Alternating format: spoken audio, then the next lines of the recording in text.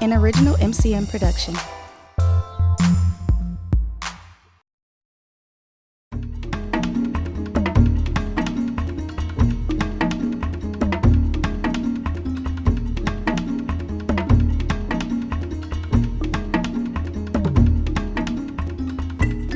We're here to discuss this very important topic concerning splitting up a school district and literally having two separate.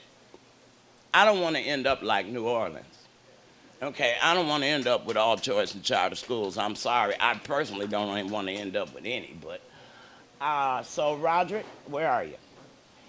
We will give the mic to our moderator, Roderick Rudge, and he can complain some more.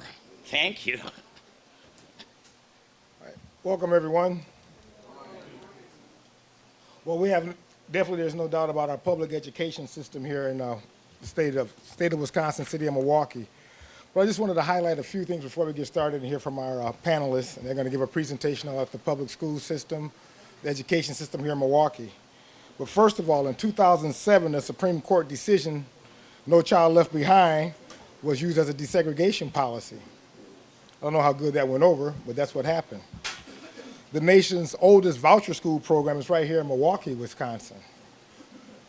The No Child Left Behind bill was promoted to bring whites and African Americans students together. We're still very, very apart. Also, we got to look at the non-discriminatory practices that go on inside the public school system, be it with the students, staff, administration. It still exists. Also, why are suburban schools doing so much? Suburbanization of businesses and people moving outside of the city of Milwaukee, therefore the quality of education goes outside of the city of Milwaukee to some extent. Suburban schools are outperforming the MPS schools. One more highlight. More multicultural education is needed, period. With that being said, I don't have an order of our panelists going on, but we do agree that we need to revise, revisit, restructure public education in the city of Milwaukee. With that being said, our panelists have been introduced, but I'll go one more time. Senator Dodd, Ms. Kaiser from the Shepherd, Ingrid, who I just met, Secretary of MTA, Mark Sain, who I apologize for not having Mark Sain on the flyer, but we had a little bit of communication problem after a printing date, and also school board member Wendell Harris. So we look forward to hearing from those people very shortly. Without further ado, I don't know the order which would like to go, but we'll start with Wendell Harris. Do I get the mic? Yes, you do, sir. We'll give you 10 minutes if I can notice. Okay, I won't need 10 minutes, but... Come on up here, sir. Oh, I got to... All right, let me come to the mic. Thank you, brother. And then please hold your questions to the end after he makes a presentation. Hi, good morning, family. Pam Malone Baldwin's question was, where is public education? Well, I'm here to tell you that we do have a public education system, and in my opinion, we have some very good people working very hard, very hard, to educate our children. And this opinion is born out of 30 years as a volunteer in the MPS public school system prior to my being elected to serve on the school board. First 20 years volunteer, past 10 years as a conflict resolution mediation specialist who worked with those children who we deemed as troubled. And now I find myself in this position to tell you that we do have a strong system. It's a good system, regardless to what you hear and have heard all these years. In my opinion, there's some very powerful entities that have convinced many of us that we're inadequate and we cannot educate our children. I'm here to tell you that that's false, and it's being done by design, and too many of us have bought into it. I'm going to share with you the Milwaukee Public Schools strategic plan that I was a part of helping develop back with, I believe this thing was with Dr. Thornton when many of us got together, and it's a short plan. It has a mission statement that states that Milwaukee Public Schools is a diverse district that welcomes all students, preparing them for success in higher education, post-educational opportunities, work, and citizenship. Our vision statement is Milwaukee Public Schools will be among the highest student growth school systems in the country. All district staff will be committed to providing an educational environment that is child-centered, supports achievements, and respects diversity. Schools will be safe, welcoming, well-maintained, and successful in instructional programs. Those will be recognized and replicated. The district and its schools will collaborate with students, family, and community for the benefit of all. Our core beliefs are: students come first, 1. 2, wherever students are learning is the most important place in the district. Again, now remember that. It just jumped out at me. Wherever students are learning is the most important place in the district. And I'll talk a little bit about that, why that jumped out at me in a little bit. 3, educators and staff, school staff have high expectations for all students and provide the foundation for their academic success. 4, leadership, educators develop and child-driven data-informed decisions making are the keys to student achievement. Data-driven, leadership development, educators development, and child-driven data-informed decision-making are keys to making strong educational decisions. Number 5, involved families are an integral part to increasing student achievement. 6, very important, students' voice is encouraged and respected. And the reason why I want to mention that again is because after all these years working with the troubled population, many times they are given the impression that their voice is not valid, and when that happens, young people have a tendency to act out. So this is one of our core beliefs that I think that we should all be very respectful of. Number 7, quality community partnerships are value added. That's where I work on the committee that I work with. Increased operational and financial efficiency are consistently pursued to support learning opportunities for our students. And number 9, central service supports students' achievement and effective operations in student and family and community engagement. Well, I'm gonna take a step back to number 8. One of the things that I've learned since being elected to the board back in April is that our operation, we hired a chief operation staff person, someone to audit and to look at how we've been spending money over the years. And it's turned out that was a very good investment, that we have people now in place to make sure that the money is spent wisely. And my colleague, Director Singh, can talk more about that. You know, I am the new guy on the board, so there's a lot I don't know, so it's good that we have one of these pros to share with us. So I'm going to talk a little bit about what I'm doing personally as a school board district in District 2, and it's a little short outline about where we are now, in my opinion, and then looking toward the future. The first thing I want to talk to you about is education is a fundamental right for all children, a civil right. Fundamental civil right. Children have a right to an equal opportunity for an education that will prepare them as citizens. Now, my instructor at Springfield College, Mr. Rush, he talked about, he mentioned the suburban districts and how well those districts are doing.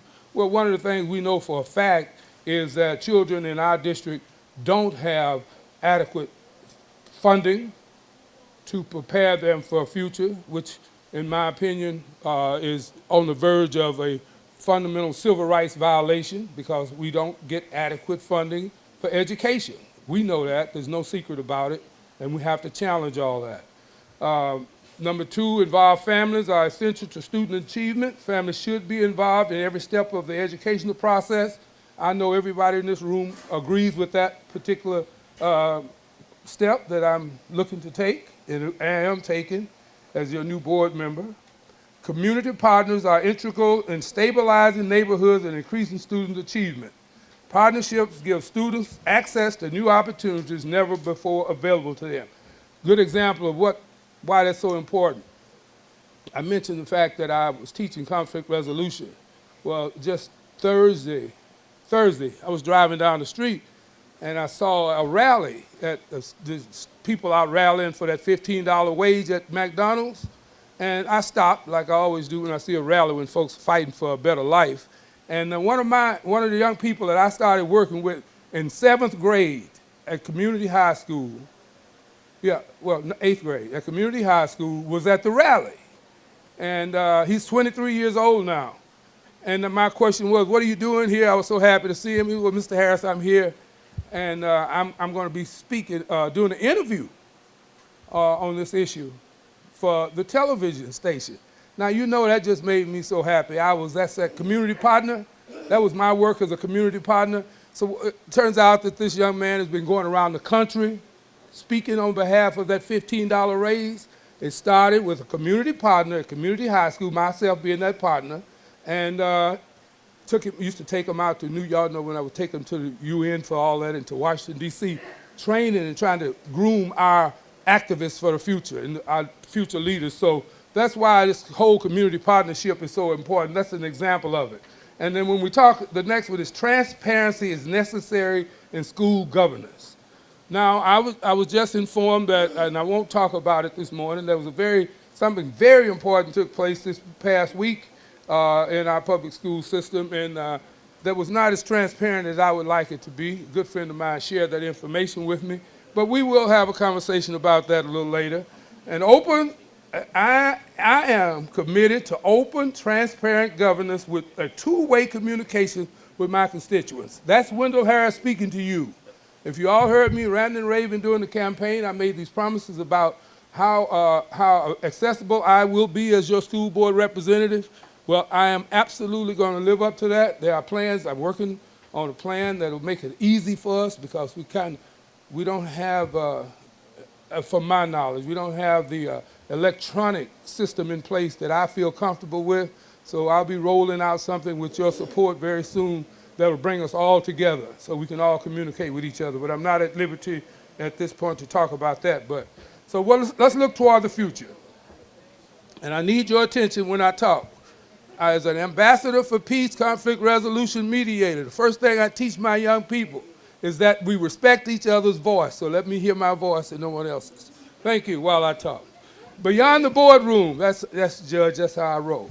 Thank you. Beyond the boardroom, we're looking toward the future now. This year I will be part of an initiative called Beyond the Boardroom to ensure that as an elected official, I am working closely with the community when it comes to the future of our children. You can expect to see me, a newsletter from me, community forums, listening circles, and learning opportunities on a regular basis. Some of the things that we'll be working on, closing the gap. We need to work hard to close the gap that separates economically disadvantaged students and students of color from less disadvantaged students, what I talked about earlier. We have to do that as a family. Educating the whole child, we need to prepare students for the future, for success in all areas, redefine the MP experience. I understand that that's in the works. That's one of the things that I'm looking to do. And we need to provide students with an opportunity beyond the walls of the school. So thank you. Someone just pulled my pants leg. That's my plan, and we're working on it together. Thank you, teacher. Thank you all. All right. Thank you, School Board Member Director Harris. Also, we had a few folks join us. State Representative Fred Kessler, please stand up, recognize. Along with Judge Carl Ashley. Okay, next up, we're going to no particular order, but we're going to bring up the Secretary of MATA, Ingrid. Please come on up.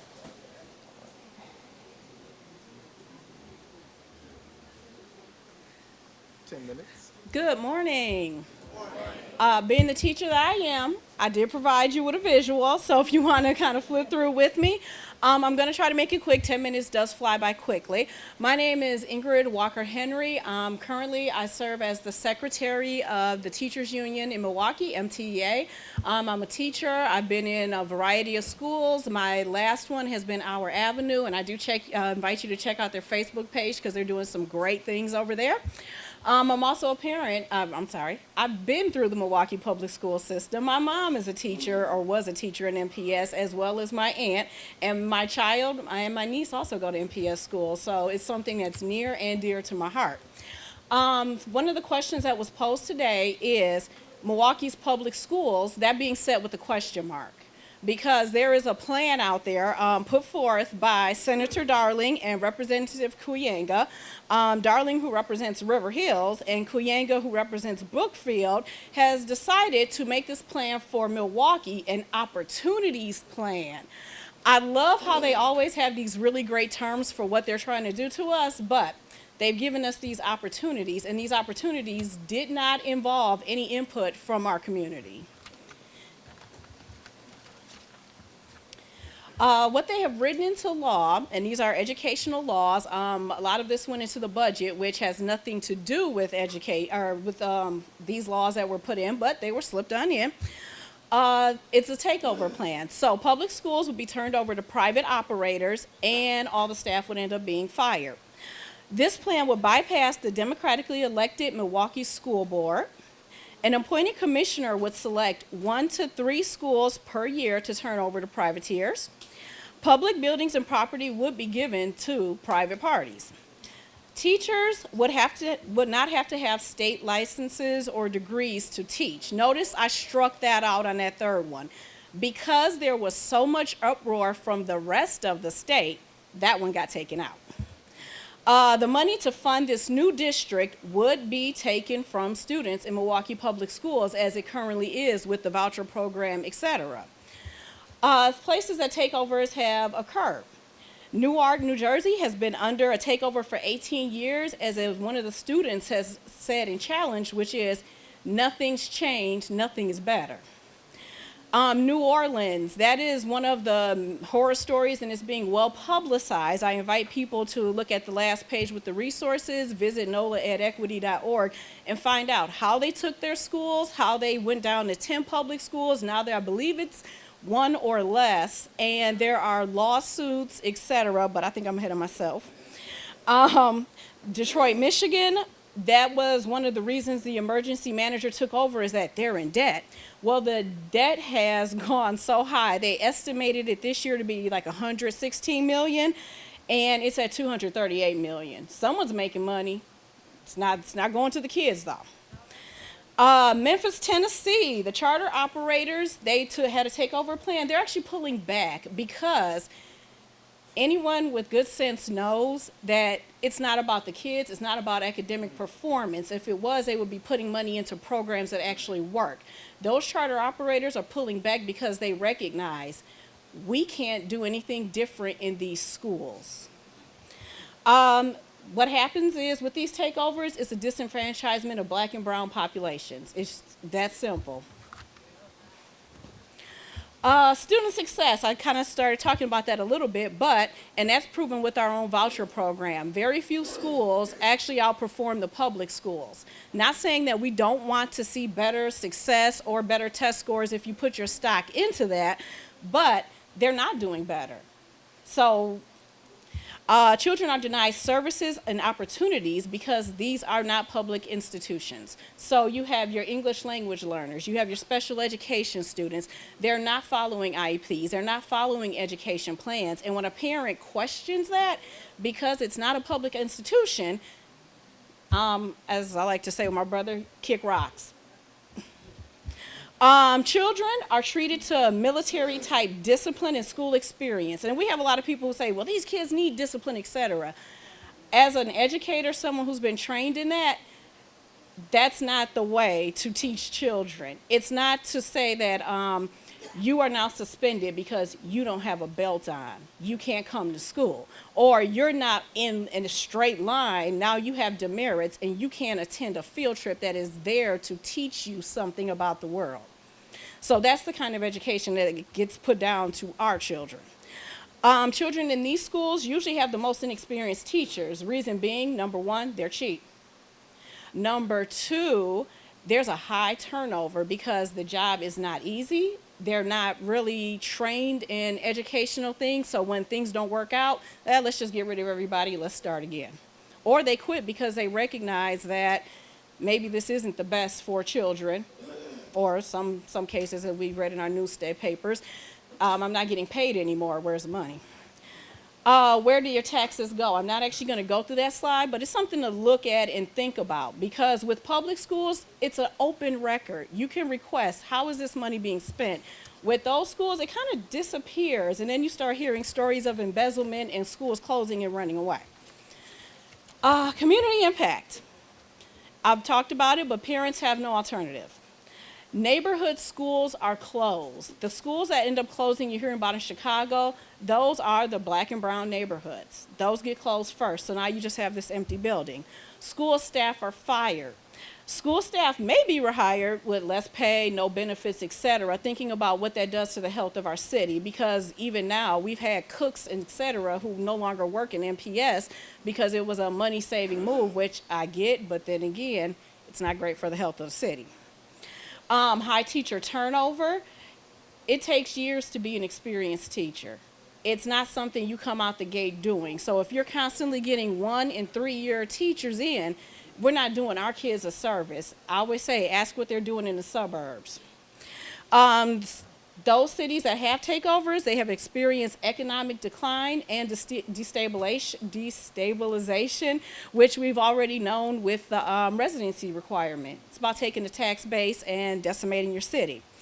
With that being said, MTEA and Schools and Communities United have been pushing very hard for community schools. It's a model that's in Cincinnati. I always forget where in California.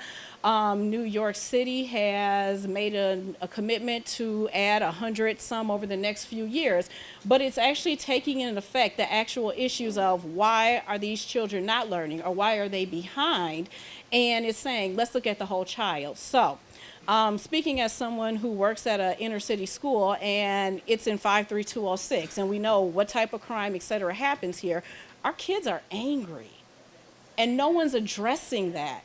Teachers in that building have said our kids need mental health support, and part of the community schools thing is going out and getting that. It's talking about, you know what, our kids haven't had art, music, or gym in I don't know how many years, and it's not fair. And who can we partner with to get that? It's looking at our parents. What do our parents need? Let's turn the school into a hub. Our parents need, like you said, the energy assistants. How many of them have computers and internet at home? Not many. Come into our building. We got a parent center. We'll help you with that. We can do that. What, you need a class on GEDs? Let's see what we can do to bring that into the school. That's part of the idea of having a community school, and it's something that is still, I would like to say, owned by the taxpayers. People have input.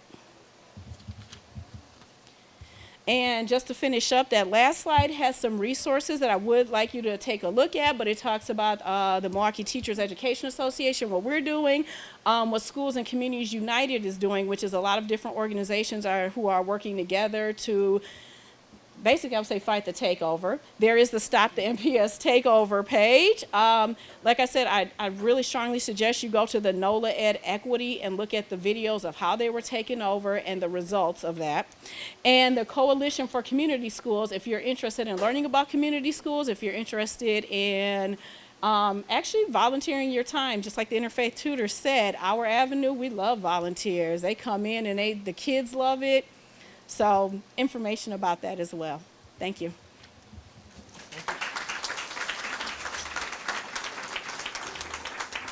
I'm not sure if we have another public official come in. Stand up, sir. Yes. Stand up.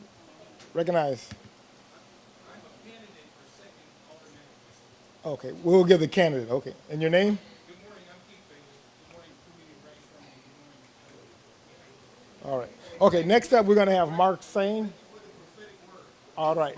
Yeah, speaking ahead for you. Our-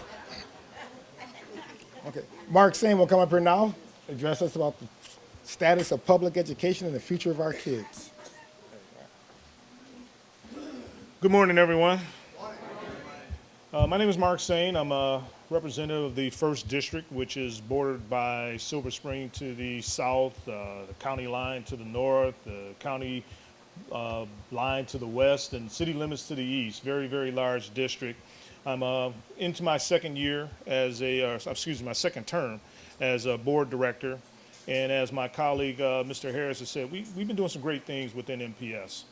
But this plan that Senator Darling and Representative Kuyinga has proposed and moved through state government is a sham. I'm gonna call it like it is. It is a terrible plan. It's taken away from your democratic process, your local control to run your school system. You know, she's handing it over to the county exec, plain and simple. County exec's going to name a commissioner, and we're going to be working under a dual system. And as you know, our previous panelists had mentioned, when you look at her PowerPoint sheet, and when you look at the cities that they propose takeovers in, Newark, New Jersey, Detroit, Michigan, Memphis, Tennessee, New Orleans, Louisiana. These are all cities that are suffering. And now let's look at Milwaukee. How many firsts are we in when it comes to people of color? Negative items, unemployment, teens pregnancy, young children, infants passing away, infant mortality. I mean, we are a first in a lot of different areas, and those cities that you see in this PowerPoint are suffering similar ills. So instead of having a town hall meeting here at Community Brainstorming that Kuyinga and Darling could have had to at least heard from you folks what you thought of this plan, they just throwing it out there at you. This is what we're going to do. We know that this is what's best for you. And we're going to, I don't know, are we going to sit here and take it? No. I don't think we should. I know we shouldn't. Because as my colleague has said, the resources are going to be taken away from the students. And I ran on the campaign of putting our children first. And that's what I've been doing since I've been a school board director, is putting our children first, making sure that the resources that they need to be productive citizens in our community is what I ran on, and that's what I've been doing for the last 5.5 years. But this plan is going to take away from that. As we look at the cities, and as we look at the schools that have closed in this city, those schools have all been inner city schools. And we've done a great job, MPS, at least in recognizing what the trends are. You know, the chartering trend. You know, other cities, other communities have gone down the chartering road. And in this city, we have 3 chartering agencies. We have MPS, we have the city of Milwaukee, and we have UWM. So privateers can come in here and say, hey, look, I want to open up a school. They come to MPS. MPS says, well, we've got some issues with what you're presenting. Guess what they do? They go to the city of Milwaukee. If the city says no, then they go over to UWM. So we got this leapfrog game that's taking place as far as education in this city. And these privateers know that the game is here. They know that they can play this game. They know that at some point they can open up a school in the city of Milwaukee that may not produce quality education. But they're in it for the money. MPS's budget is about $1.3 billion. $1.3 billion. I can open up a private school. I can cut into a little bit of that. We've had private school CEOs, whatever you want to call them, making $250,000 on the backs of our children. And these schools have been open for maybe 2, 3, 4 years, and after that, they close down. And when they close down, those students come back to MPS, and in a lot of cases, without transcripts, so that we can know or we can decide on where they should start moving them forward in their educational lives. I see a lot of this coming through this plan that Kuyinga and Darlene are proposing. I don't know what the county exec is planning in this commissioner's role. He haven't talked to us about it. Has he talked to you about it? No. Do you know what's going on? Well, that's where we are. That's where we are today with our educational system in the city of Milwaukee. We are looking at the destruction of MPS. And it's because these folks in Madison feel, and I'm not saying all these folks because we got some great people here in the room and in the back, Representative Kessler, who represents my area, but they can't do it alone. They can't do it alone. So we're in for a fight, folks, and you got to challenge our county exec. He better come up with something because he sure ain't talking to us.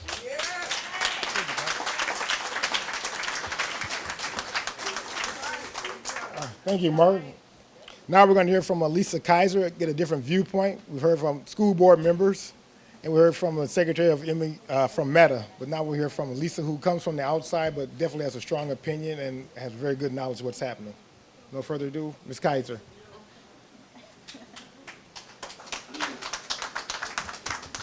Hi, everyone. Thank you so much for having me. Apparently, we're getting a new school district here in Milwaukee. Oh, okay. Apparently, we're getting a new school district here in Milwaukee. And I know a lot of you are wondering how we got here. I'm kind of wondering it myself. And we never voted on it. We never really had public hearings on it. There's no referendum. Nobody ever campaigned on it. But now we're getting a new school district. It was inserted into the budget. Okay. All right. It was inserted into the budget by the Joint Finance Committee. That's 16 members, 12 of whom are Republicans, 2 of whom are State Senator Alberta Darling and State Rep Dale Kuyinga, who authored it. And they're building it on what happened in New Orleans after Hurricane Katrina. And in New Orleans, they used the disaster of Katrina to turn all of the schools into charter schools. They changed the academic standards so that most of the schools in New Orleans were suddenly failing. And then they turned them all into charters and privatized them. After they became charter schools, they changed the standards again, so suddenly the charter schools were performing so well, so much better than their public precursors. So this is what's going to be happening in Milwaukee. We're going to have something called the Opportunity Schools and Partnership Program. It's an MPS takeover, and it's the beginning of the end of MPS, I believe. And it's further eroding representative government here in Milwaukee. Like I said, nobody campaigned on it. We never heard anything about it before this. There was a memo leaked before it got voted on. It got tucked into the budget, and here we go. I went to one forum where the county executive did discuss it. It was hosted at UWM. It was sponsored by WIS Politics, which is a media company in Madison. You had to pay $20 to get in. It included lunch, but you had to pay $20. And there were about 100 people there, and there were some very upset MPS parents there who were begging him to do right by the students. And he basically shrugged and said, well, you know, there are a lot of laws that are passed that I don't like, but what are you going to do? I'm going to take over the schools, basically. So he doesn't like it, but he's going to do it. He said he's going to work closely with his friend Darian, who I assume is the superintendent of MPS. But there was no public debate, never discussed. County executives in Wisconsin do not have anything to do with education, so okay. County executives in Wisconsin don't have anything to do with education, but suddenly he's going to be running a new school district, appointing the commissioner, and privatizing schools. I wonder how constitutional this is. The state superintendent needs to be involved in education policy. The state superintendent oversees the schools. In this plan, I believe the state superintendent just offers up a list of low-performing schools to the county executive, and that's the extent of it. So I really wonder if this will hold up and who will challenge it. It starts out slowly. I believe it starts with only about three schools. But it doesn't take much to damage MPS. We all know that MPS's finances are pretty precarious. Funding has been slashed. In the current budget, the funding is flat, more or less. There is a small bump for education funding for K-12 schools. Half of that goes to property tax relief and not into classrooms. The rest is split between public schools and voucher schools, and the amount that the public schools get, according to the Wisconsin Budget Project, is less than the rate of inflation, so it's not helping them. So now we're going to have the county executive appointing a commissioner to take over schools. Unaccountable, unelected, confusing. Where are the public meetings going to be held? How is the public going to be involved? Marva Herndon is here from Schools and Communities United, and that group has done a lot of hard work on trying to uncover the truth about the city's charter schools. And that has been a difficult effort because it's a mess. The public isn't involved. The meetings were held at Marquette University for the authorizing committee. Even after, parents and other advocates brought it up, they started holding meetings in City Hall, but they were not well announced. They didn't want it video recorded. Their meetings and their agendas weren't found online. And now, thanks to this group, there will be a little bit more transparency. But I think this new Opportunity Schools and Partnership Program is going to be unaccountable, and, the public won't know anything about it. But I also want to mention something else that got tucked into the budget. This school district fits into it, and this is the new power that the county executive has to sell off land. He can now sell land without a bid, without an RFP, without a county board vote, as long as that land is not zoned parkland. This includes the zoo, the airport, the public museum, House of Correction. The list goes on, and he can now do this all. He just has to get the signature of one other person. And I think what's really going on in Madison, and it's being helped along by the county executive, is to get rid of representative, democratically elected local governments here in Milwaukee. Only Milwaukee is being targeted this way in Madison. And I think the combination of privatizing the schools and selling off land, we've already neutered the board through Act 14 a few years ago. Where is the public in all of this? Where are we going to get our information from? Where can we, when these schools are turned into charter schools, who elects the boards? We have 2 MPS directors here. I can go online, I can go to the meetings, I can find out how they voted, where their positions are, I can find out everything about them. Is that going to be possible under this new district? Obviously the answer is no.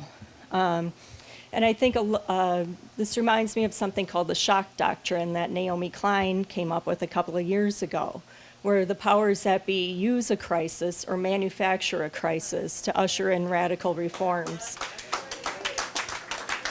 And that's exactly what happened in New Orleans, and that's what's happening here. I don't see what the manufactured crisis is. Perhaps somebody's presidential campaign needed a boost. I'm not quite sure what's going on here.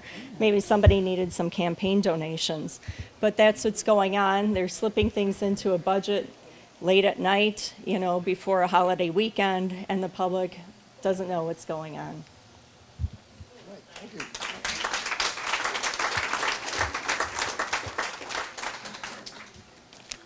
Thank you, Lisa. Now we'll have our last but not least, Senator Harris Dodd. But again, we want to know, how is this plan going to work and how will this benefit our children? Because that's what it's all about, the future of our children. With that case, we have the legislative branch or someone with a legislative voice coming in to speak with us. So Senator Harris Dodd.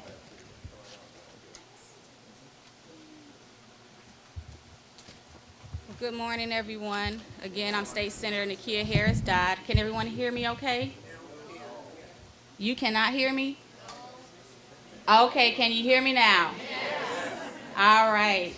I guess I can put my classroom voice on too. Many of you may not know, but I do have 2 education degrees. I have a master's in adult education and a bachelor's in community education. I am not a certified teacher because I got discouraged when I was in college. Thinking that I would not be able to get certified because I had so many friends at UW Milwaukee that were going through the education program, that were African American, that were having such a hard time passing the exam in order to get certified. So that scared me, and I went into community education because I still wanted to work with students. I felt that I had something of value to add to our students and our young people, and so I ran programs like pre-college programs. Once I graduated from college, I worked with infants and toddlers. I was a preschool teacher. I'm certified through 4C and other daycare provider organizations that would prepare me to go into a classroom and work with young people. So education is near and dear to my heart. I remember when I was raising my younger siblings some years ago now. In fact, it was, I guess, about 5 years ago. So we lost my mother over 10 years ago. I think it's almost 15 years. I don't keep count because it's too hard to remember when your mom passed. So I don't keep count anymore. However, I do look at my siblings and I am reminded of how important it was for me to find a good school for them. And I wanted them to be in public schools.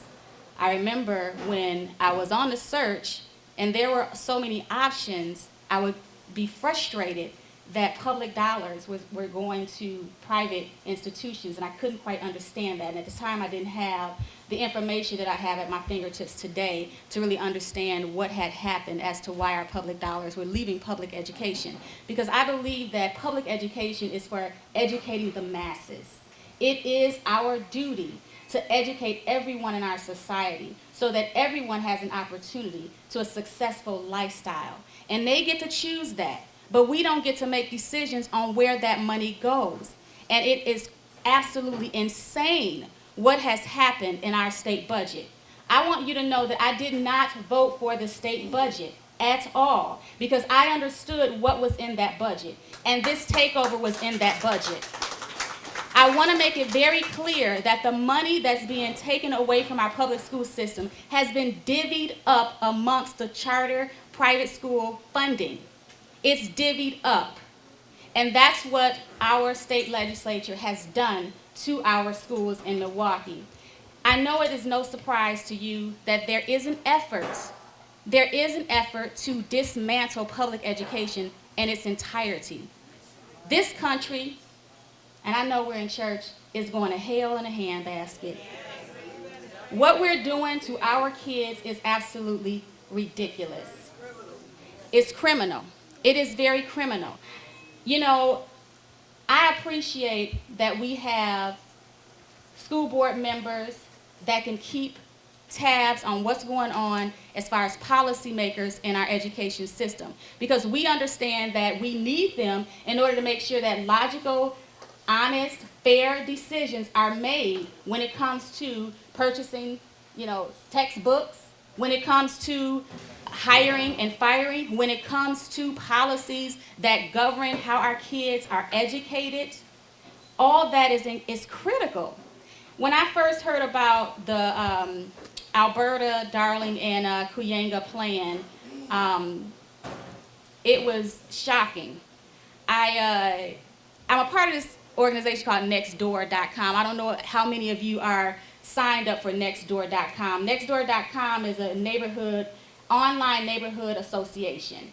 And so you have connected neighborhoods who connect and talk to each other. You have neighbors that are on your block who can go online and tell you what's happening in their neighborhood. Now, it's not supposed to be for political use. However, a woman who happens to be really good friends with Kuyanga, who used to live in Milwaukee, posted about this plan. Now, I knew about the plan before she posted about it. And she said, put it out there on the online talks session, and she says, so my good friend Kuyanga came up with this Milwaukee plan, and he is so brilliant, and he is so amazing, and I know he has all the right answers, and I'm sorry I couldn't help myself, and I know this is not a political site, but I chimed in and said, I really think the plan got some real issues. And the reason why is because none of them came to Milwaukee and talked to Milwaukee people. How do you make a plan for Milwaukee and you don't talk to Milwaukee people? There's no way to do that. And so she gets upset and she says, well, he used to live in Milwaukee. Well, let me tell you something, honey. He doesn't live in Milwaukee now.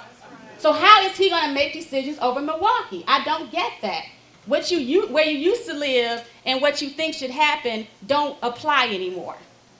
Okay? You don't live here anymore, so stop trying to make decisions for us. And why didn't you talk to us? And so during the budget listening sessions, we were at Alverno College, and I happened to be in a lounge with my son. He was napping, and Kuyanga comes into the room, and I sort of gave him a once-over, like, how you doing? And we spoke a little bit, because I'm cordial, believe it or not, which you guys know that I'm pretty cordial. Whether I have an issue with you or you have an issue with me, I'm still going to speak to you if you allow me to speak. However, I spoke to him, and we spoke whatever. And then I just kind of, looked over at him again. I said, I got some real concerns with your Milwaukee plan. He said, well, what's the problem? I said, well, you didn't talk to me. And I am a Milwaukee representative. And I never once had a conversation with you about what you were going to do with Milwaukee or what you wanted to do. And my constituents have a problem with that. So anyway, moving right along, we understand that this is a bad plan. I think that everyone that's come has given a nice overview and really detailed overview about what's happening in the budget, what's happening in the takeover. I want you to know that I have not once had a conversation with the county executive about his ability or non-ability to take over the schools. In fact, he hasn't taken a call from me in years. Okay? So I'll just be very frank with you. I've called him on several occasions, and he has not once called me back unless I call him from a private number. And then he can call, he can answer the call. And then when he realizes it's me, oh, hey, Nakia. What? Hi. How about you answer my call when I call you from my cell phone? Why do I have to go through your staff to get an appointment with you when you can call other senators, staff members on their cell phones or text them and get immediate answers? But you can't do that for me. So that just shows you what type of leadership that we're dealing with. We're not dealing with someone who really is on the ground, ready to talk to people and work collaboratively with one another across the governmental lines. We all have to work together, but that's something that we have not seen in a really long time. Some things that you also need to understand that's in this educational budget is that every child that graduates from high school now has to take a civics exam. Now, when was the last time some of us took a civics class? Well, do we have many civics class taught today in MPS? I see some heads shaking no, because we don't have the money. We don't have the funding anymore to be able to teach our kids civics. When you're constantly chipping away at the budget, what do they expect? So you take the exam. If you are a student that doesn't have a disability, you have to pass the test. Civics. If you are a student with disability, you basically take the exam. You don't have to pass the exam. It's ridiculous. It's ridiculous. I've had several friends of mine who are college educated, who do not have a education degree, who have taught in choice schools and have told me how bad it is in these schools. I have heard these stories not once, not twice, not 3 times, but on many, many occasions where I have family members who will stop me and talk about the horror that their children are going through in private choice schools. Their children who have disabilities do not get the support that they need. How dare you put a child in a corner because they are, disrupting the classroom because their needs are not being met? It doesn't work like that, but that's something that continuously happens. And as much as I have and others have put forth legislation that will hold private school, choice schools accountable, the Republicans are not interested in it. They don't care. Quite frankly, they don't care. Because in their minds, there is accountability. But let me just also shed some light on this. Education now is the new economy. It's the new big business. It's the new way that our corporations are getting rich. If they can get their hands on this public money to educate kids, they look at our children as commodities. I remember when I was first, human capital. I remember when I first got elected and we were having a debate on education. And my Republican colleagues, each one that got up, I promise they kept saying commodity. I did not hear one of them say children. I did not hear one of them talk about our children as if they were human and that they were actually, it was like as if it were not our job to educate them. It made me sick to my stomach, sitting on the floor, listening to these people talk about our children like money. Because that's what this is all about. But I can appreciate and I will support the efforts of each and every one of you standing up, fighting for what's right, and that is that the money gets back into our public education system, that we do not stand still, and I know you're not, so trust me, I'm not yelling at any of you here, I'm just a little passionate right now, but that we stand up, stand firm, and fight to make sure that the money gets back into our public education system. We have to do that. And like I said, I know a lot of you are already on the front line. I can appreciate the work that Ingrid does. I see her everywhere, fighting. We have to do it. I have 1 more minute.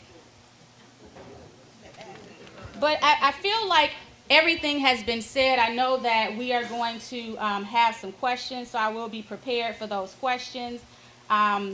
And just know that, again, I don't take this issue lightly.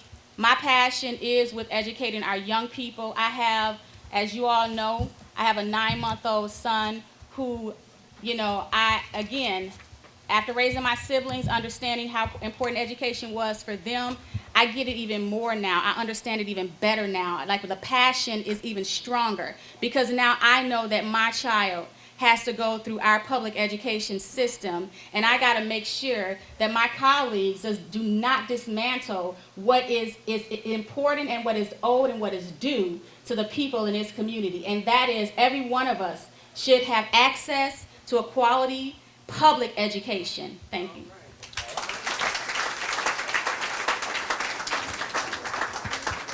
Okay, thank you, Senator Harris-Dobb.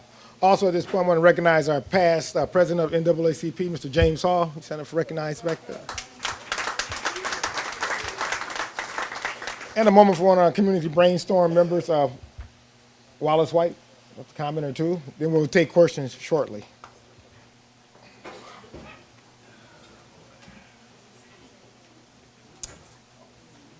Good morning. Usually, this is a little different than what we usually do at community brainstorming, but I want to thank the panel, and I guess I'm so emotionally torn over this issue to watch what they're trying to do in terms of stealing our children and stealing their minds and us letting it happen. And we just really can't let that happen. The focus now, I think, well, the focus now I know, because the law is already in place, it's already been passed, is now the county executive. What is the county executive going to do? How is he going to take care of our children? How is he going to let us assure us of the fact that they will be able to be successful in life, that they will learn all the things that they need to learn? What is his plan? So the thing I've talked to Senator Nakia Dodd about, Harris Dodd, I'm sorry. Dodd's good, okay. Is to try to arrange for a meeting with the county executive. And if he doesn't return her call, then we'll go down there and we'll wait till we can see him. I'm sick and tired of this. The other thing is that the charter school system, the system that we have in place right now, the evaluation of those schools and the outcomes and the performance and that sort of thing is a different standard for MPS than it is for those charter schools. Even though those that we know are failing, there's no way to measure that and compare them to what's happening in the public school system. So we want a fair and equitable and equal measurement of performance and outcomes for our children, so that it's not that we are really concerned the fact that you're in a charter school versus a public school, that sort of thing, and you're really learning stuff, or you're learning even better because we're paying you even more. So actually the charter school child should come out smarter, better, and that sort of thing, more accomplished than the public school child, but it's not happening. So we certainly want the county exec, as he's protecting and taking care of our children, to address that issue and make that part of his program. So thank you very much, and you'll be hearing from us because we really want to make this go. We can't let this pass. We can't let it continue the way it's already done. We cannot do that. Thank you. So I want to thank all of you. I think you did a wonderful job. I know there are a lot of MPS teachers out here. Raise your hand. I know there's some teachers and educators out here. Okay. We're going to make sure people keep having degrees, to be able to teach. Okay. And we thank you for the wonderful job that you're doing. What do I have to say? Executive committee meeting, same time, same place. Our website is www.communitybrainstorming.org. Now, if you go to their website and you put in your email address, you will receive an announcement every month of what the forum is going to be about.